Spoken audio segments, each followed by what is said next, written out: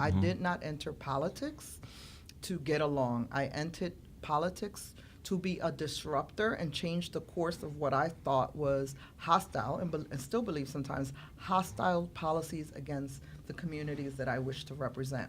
That said, I have a responsibility, if I'm going to be a voice for the constituencies that I represent, to be the best prepared, right?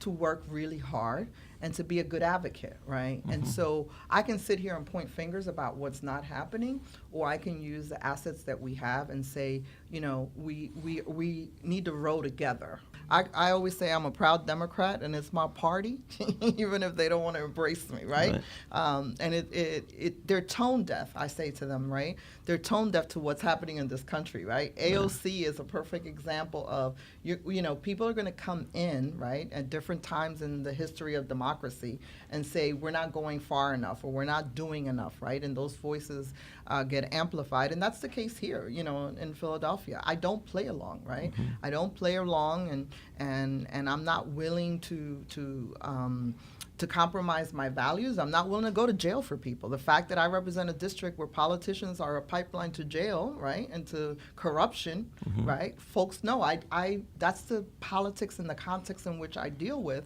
And the fact that those politicians who've gotten away with that for years stand together and say we're against Maria is a testament to, I pick my friends and I definitely pick my enemies, right? And people who are hostile to my community, who want to take advantage of my community, are not my friends. And I'm going to stand up for the constituents I represent. And if that means unifying those forces together against me, which is what you saw last time and what you'll see this time again, I'm okay with that. People need to know that the community will not be oppressed and will not be taken advantage of, right? And I tell people, you need to stand up, not for Maria Quiñones, right?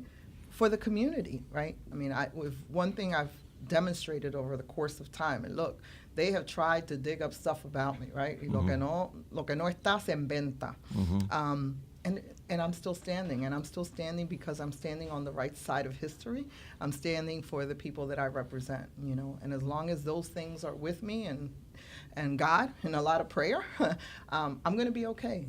You know, I go to sleep very comfortably at night, feeling that I've done the best I could for that day, and wake up in the morning feeling a sense of urgency that there's more to do.